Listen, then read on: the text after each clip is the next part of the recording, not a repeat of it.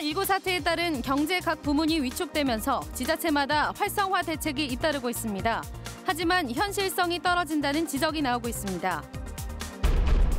중국 유학생들의 입국을 앞둔 대학가는 코로나19 확산 때문에 초비상입니다. 유학생 격리를 놓고 부심하는 캠퍼스 상황을 집중 취재했습니다. 강원도의회 상임위에서는 알펜시아 매각 과정에서 드러난 문제가 도마 위에 올랐습니다. 계약을 맺은 투자사가 정상적인 그룹인지 의문이 제기됐습니다. 스쿨존 내 교통사고에 대한 처벌을 강화하는 이른바 민식이법 시행을 앞두고 각 지자체들이 안전시설 보강에 나섰습니다.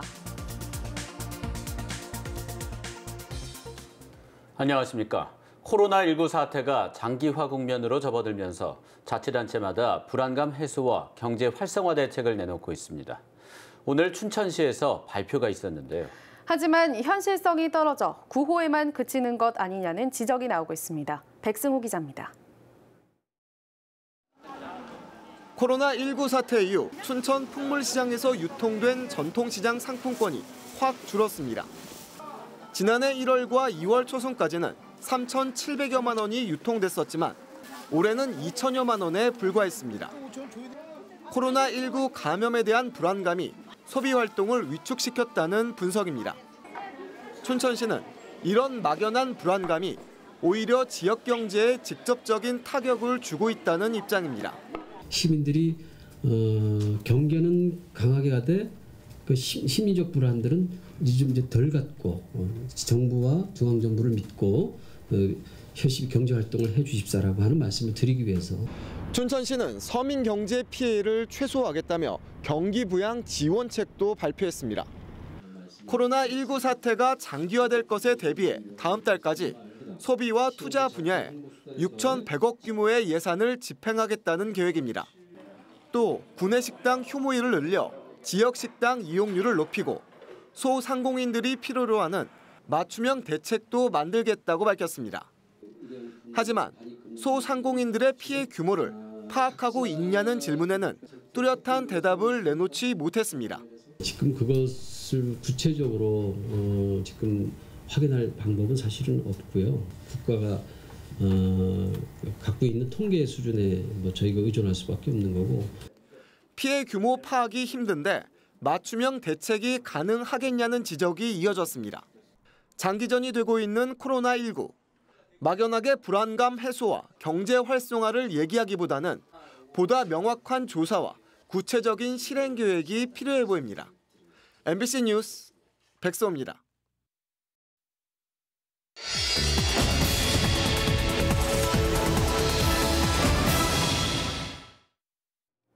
코로나19 확산 때문에 요즘 대학가는 전전긍긍하고 있습니다.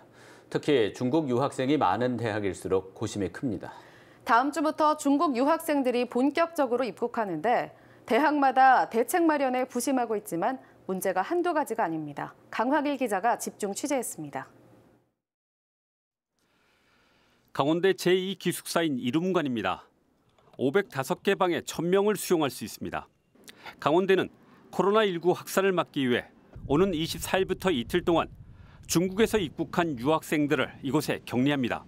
격리 대상 중국 유학생은 178명. 중국 전체 유학생 446명 중 출국하지 않은 111명과 이미 입국한 157명을 제외한 수치입니다. 2명이 쓰던 방에 1명씩 자율 격리합니다. 동시에 유학생 전원을 대상으로 감염 여부를 조사합니다. 그런데 대학 관계자들은 자율격리라는 이름으로 유학생들을 사실상 기숙사에 가둬두지만 파생되는 문제가 적지 않다고 걱정하고 있습니다. 먼저 대학이 요구하는 입국 날짜에 맞춰 기숙사에 들어올 학생이 과연 얼마나 되느냐 하는 겁니다. 강원대의 경우 대학과 연락이 닿아 기숙사 입소 의사를 밝힌 유학생은 75명밖에 안 됩니다. 연락이 안 되는 것 때문에 지금 그냥 전화 통보 뜨고 다 연락들을 하고 있는데 진짜 죽겠네 이거. 그럼 약속한 입소 날짜보다 늦게 들어오는 유학생은 어떻게 하느냐는 문제가 생깁니다. 2주간의 격리가 끝나면 이 기숙사는 일반 학생들에게 내줘야 합니다. 입소가 늦어지면 그만큼 격리 기간이 길어지고 학사 일정 차질도 불가피합니다. 대학은 이런 학생들을 위한 대응 시설을 지자체에서 구해줄 것을 건의했지만 강원도는 교육청에 알아보라며 거부했습니다. 그렇게 무책임하게 지역에 놓으면 지역에 또 감염이 될 우려가 있는 거 아니냐라는 우려가 큰 거죠.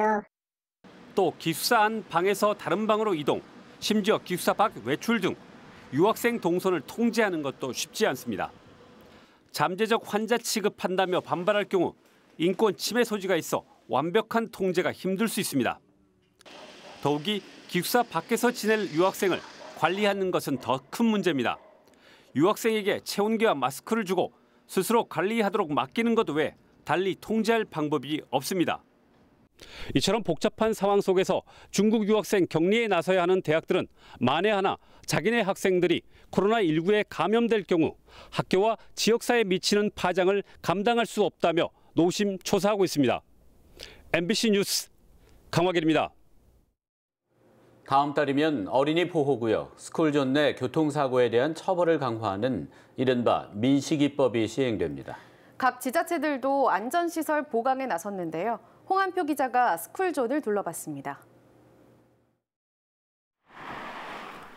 강릉시 포남동의 한 초등학교 앞입니다. 어린이 보호구역인 스쿨존을 알리는 표지판이 곳곳에 부착돼 있지만 지난해 7월 이곳에서 자전거를 타고 도로를 건너던 초등학생이 차량에 치이는 사고를 당했습니다. 강릉시 교동의 또 다른 초등학교 앞. 교통안전시설이 가장 많은 곳 중에 하나지만 학생들은 수시로 사고 위험에 노출됩니다. 시로등 건너는데 그 오토바이 같은 게 확 지나갈 때 좀 밟힐 뻔한 적도 있어가지고 그때 좀 위험하다고 생각해요. 강원도 내 스쿨존 사고는 최근 4년 사이 46건이 발생해 1명이 숨지고 50명이 다쳤습니다. 전국적으로도 해마다 500건 안팎의 사고가 발생하고 있습니다. 지난해 9월 11일 스쿨존에서 교통사고로 안타깝게 숨진 고 김민식 군의 사고를 계기로 민식이법이 다음 달 시행을 앞두고 있습니다. 민식이법의 핵심은 스쿨존 내에서 사망 또는 상해 사고가 발생하면 가중 처벌된다는 겁니다. 그렇다면 민식이법 시행을 눈앞에 둔 스쿨존의 현황은 어떨까? 강릉 지역 스쿨존 79곳 가운데 과속 방지 카메라가 설치된 곳은 단 한 곳도 없습니다. 강원도 내 774곳에도 카메라는 춘천 1대, 원주 2대, 속초 2대 등 아직 7대에 불과합니다. 사고 위험을 줄이기 위해 스쿨존 내 횡단보도에 설치된 옐로우 카펫. 어린이를 운전자가 쉽게 인식하고 횡단보도 이용 시에 안전하게 대기할 수 있는 어린이 보호존으로서 어린이 교통사고 예방을 위해 설치되었습니다. 강릉시는 올해 20억 원을 들여 스쿨존의 교통안전시설을 대폭 강화합니다. 또 강원도 역시 100억 원 가까이 들여 무인 카메라 89대, 교통신호기 79대 등을 설치할 계획입니다. 불법 주정차 감지 시스템이 마련되고 스쿨존 내 차량 속도도 제한됩니다. 현행 도로교통법상 어린이 보호구역 내에서는 시속 30km 이내로 운행해야 합니다. 다만 일부 구간은 시속 40km로 정해져 있는데 이를 30km 이내로 낮추고 보행 구간이 없으면 20km까지 더 낮춥니다. 하지만 시설물 조성에 앞서 안전한 통학 환경 마련을 위한 운전자들의 스쿨존 의식 강화도 필요해 보입니다. MBC 뉴스 홍한표입니다. 원주시 의회가 전자투표 시스템을 정비해 다음 임시회부터 적용할 예정입니다. 전자투표는 누가 어떤 의견을 냈는지 표결 결과를 공개할 수 있는데요. 지금까지는 무기명 투표를 해왔는데 먼저 이런 관행을 바꿔야 한다는 지적이 나옵니다. 이병선 기자입니다. 지난 2013년 원주시 의회는 거의 1년간의 진통 끝에 표결 방법을 무기명 비밀투표에서 전자투표기를 이용한 공개투표로 바꿨습니다. 이의가 없으므로 가결되었음을 선포합니다. 안건 처리 과정에서 이의가 있거나 찬반 토론이 있으면 원칙적으로 기명투표를 하게 된 겁니다. 그렇다면 실제로 안건에 대한 기명투표는 얼마나 있었을까? 회의 규칙이 개정된 2013년 10월 이후 무기명 투표가 원칙인 선거를 제외하고 표결은 모두 9차례 있었습니다. 이 가운데 기명이 가능한 전자투표는 단 한 차례, 그나마도 무기명 투표였습니다. 의원들이 무기명 투표로 안건을 처리하려다 전자투표를 요구하는 방청객의 항의를 받기도 했습니다. 정정 당당하게 하십시오. 원칙을 잃어버리지 마시기 바랍니다. 전자투표 시스템은 2007년에 도입된 뒤 의원들이 선호하지 않는다는 이유로 쓰일 기회가 별로 없었습니다. 게다가 시스템이 자주 말썽을 일으키다 보니 아예 무기명 투표를 하는 게 관례처럼 굳어진 겁니다. 이번에 2,800만 원을 들여 시스템을 정비하고 다음 달 임시회부터 적용하지만 무기명 투표 관행을 고치지 않으면 세금을 들여 의원들이 투표용지에 직접 기표를 하는 수고만 덜어주는 데 그칠 수도 있습니다. 어느 의원이 어떤 표결을 했는지 알아야 누가 시민들을 위한 결정을 내렸는지 확인할 수 있는데 가장 확실한 방법은 의안마다 표결을 하도록 회의 규칙을 고치는 겁니다. 모든 의안이나 법안 같은 것이 누가 찬성하고 누가 반대하고 그것을 자기 의사를 노출할 수 있게끔 재개된 전자투표 시스템이 투명한 의정 활동의 기초가 될지 아니면 의원들의 투표 편의만 제공하게 될지는 지켜봐야 할 일입니다. MBC 뉴스 이병선입니다.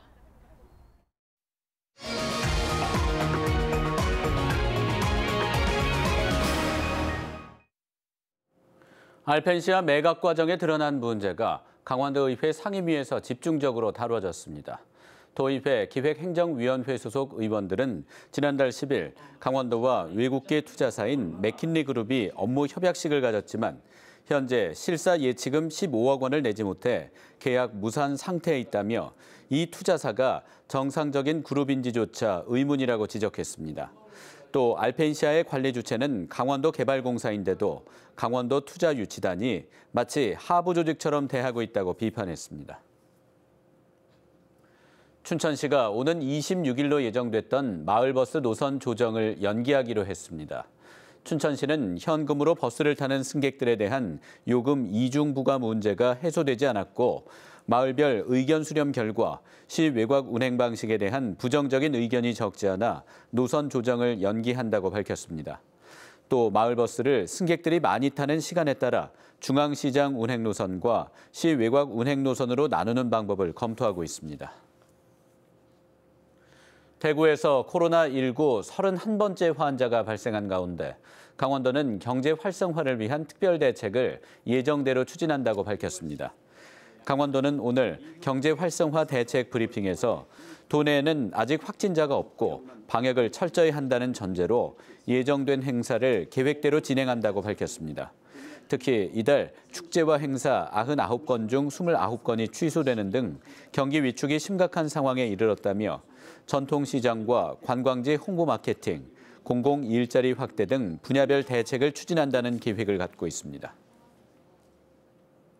이상고온과 코로나19에 따른 관광객 감소로 화천 산천어 축제 때 판매하지 못한 산천어와 농산물 팔아주기 운동이 펼쳐집니다. 강원도는 오늘 도청 구내식당에서 산천어 매운탕과 조림, 튀김 등 산천어를 활용한 다양한 메뉴를 홍보하는 시식 행사를 열었습니다. 또 이번 시식 행사를 시작으로 축제 때 팔지 못한 지역 농특산품을 소비할 수 있도록 대형마트와 유관기관과 협조해 판로를 확보할 계획입니다. 미래통합당이 출범하며 미래통합당 공천 경쟁에도 불이 붙을 전망입니다. 미래통합당은 오늘까지 새로운 보수당과 전진당 등에 소속돼 있던 총선 예비주자들의 추가 공천 신청을 받았다고 밝혔습니다. 미래통합당 도당은 현재 도내에서 몇 명이 공천을 추가 신청했는지 확인하는 중이라고 밝혔습니다. 현재까지 도내 8개 선거구에 공천을 신청한 후보자는 20명입니다. 최성현 미래통합당 국회의원 예비후보가 춘천 선거구 출마를 선언했습니다. 최 예비후보는 오늘 춘천시청에서 출마 기자회견을 갖고 강원도 의원 의정활동의 경험을 바탕으로 지역경제 살리기에 전념하기 위해 출마를 결심했다고 밝혔습니다. 또 춘천 분구를 전제로 한 출마라며 만약 춘천이 분구되지 않는다면 3선에 도전하는 김진태 의원을 지지하고 출마를 접겠다고 밝혔습니다. 제21대 국회의원 선거를 앞두고 강원도가 감사 기능을 강화합니다. 강원도 감사위원회는 무사안이란 소극 행정에서 벗어나고 예산 낭비 관행을 근절하기 위해 올해 75개 기관을 대상으로 종합감사와 재무감사, 특정감사를 진행한다고 밝혔습니다. 특히 올해는 4.15 총선이 치러지는 만큼 공무원의 정치적 중립 위반 행위를 막기 위해 특별감찰단을 편성해 선거 일정에 맞춘 단계별 감찰 활동을 실시할 방침입니다. 강원도교육청은 오늘부터 4일간 강원도와 서울, 경기, 경북에서 분산 개최하는 제101회 전국 동계체육대회에 초중고 학생 선수 201명이 참가한다고 밝혔습니다. 강원도 선수단은 빙상과 스키, 아이스하키 등 5개 정식 종목과 봅슬레이, 스켈레톤 등 시범 종목에 59개 학교에서 참가합니다. 한편 도교육청은 올해부터 일반 학생을 대상으로 학생 동계 스포츠 캠프 프로그램을 운영해 스포츠 꿈나무 선수를 육성하기로 했습니다. 춘천교육대학교 학군사관 ROTC가 28년 만에 폐지됩니다. 국방부는 최근 지원자가 감소하고 대학 재정 악화를 이유로 춘천교육대학 학군사관 ROTC를 내년 2월부터 폐지할 방침입니다. 춘천교대 ROTC 지원 경쟁률은 2014년 당시 6대 1 수준으로 높았지만 지난해에는 3.1대 1로 하락했습니다. 국비와 도비가 필요한 신규 사업을 발굴해 지역 균형 개발을 이끄는 전략이 추진됩니다. 양구군은 내년도 국비 585억여 원을 확보를 목표로 양구꽃섬 출렁다리 조성과 조선 백자마을 조성 등 101개 사업을 선정했습니다. 또 지방 이양 사업으로 20억 원이 필요한 양구 단면 청소년 문화의 집 신규 사업 등 12개 사업을 요청할 계획입니다. 뉴스를 마칩니다. 시청해 주셔서 고맙습니다.